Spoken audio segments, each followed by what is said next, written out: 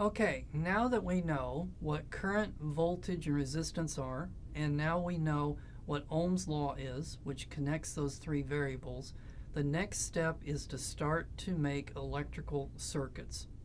And so in electrical circuits, we use a squiggly line to represent a resistor. Then there is another symbol that is going to represent a capacitor, but we're not going to use it. And then there is another symbol that represents an inductor, which we haven't talked about yet, and we're not going to worry about it. But we are going to need to know what's the symbol for a battery. So that's going to be something that looks like that. And then we also need to have the symbol for a device that measures voltage. So that's going to be the voltmeter. And then we also need a symbol for a device that's going to measure electrical current, and that's going to be the ammeter. So we're going to be using those different symbols. And so in order to do this, we are going to go to FET.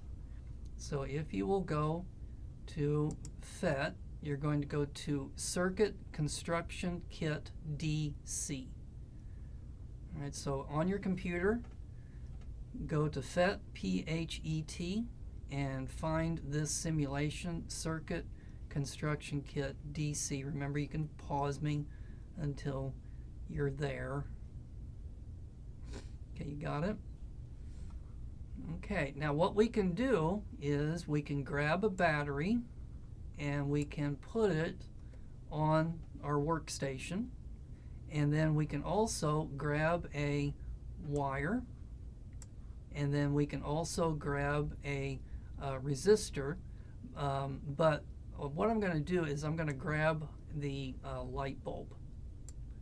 So what I wanted to show you was this relationship up here is being obeyed whenever we make a circuit.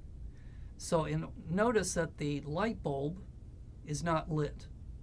All right, that's because there's no electricity going to the light bulb. All right, so what we can do is we're going to grab this, and then we can hook it to the light bulb, and then if we want to break it apart, we're going to do we just click on that end there, and then click on the scissors, and then that breaks it apart, so that you can open up these circuits if you have to. Okay, and then I'm going to hook this end to my battery, and nothing happens. So the light bulb did not light up because it's not a completed circuit. So there is a voltage on this end of the battery, but remember, you need a change in voltage in order to push the electricity. So the voltage on this side over here is like 0, and the voltage on this side is like 1.5 volts. So there's no change in voltage yet, so then you can't do anything. So let's get out some more wires. And you can make any circuit that you want, but I like to make circuits that are kind of clean and they look good. Okay, and then I'm going to take this one, and so what do you think is going to happen when I hook it up? Okay, so notice that a couple of things.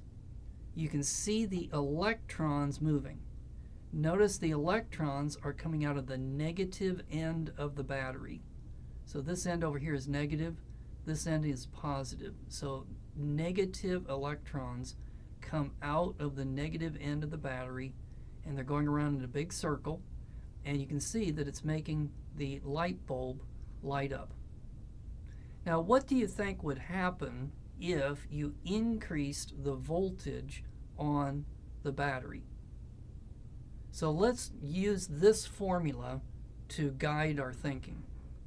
So the reason why the light bulb lights up is because of the electric current. So if you were to increase the voltage, what do you think would happen to the current? All right, you made your prediction? Alright, so what you could do is if you click on the battery, then down here at the bottom it shows you the voltage on the battery. So what I'm going to do is I'm going to grab the slider and I'm going to increase the voltage on the battery. What are you noticing? Two things. You should notice that the electrons are now traveling faster. What does that mean? More electrical current. And also notice that the more electrical current you have, the brighter the light bulb gets. So why would that be true? Remember this one over here? So if the current increases, the power increases, and that is the amount of energy that's being given off per second. So therefore the light bulb gets brighter if you increase the voltage on it. Alright, so now let's take a break. When we come back, let's put some mathematics to this and actually calculate what would be the current in the circuit.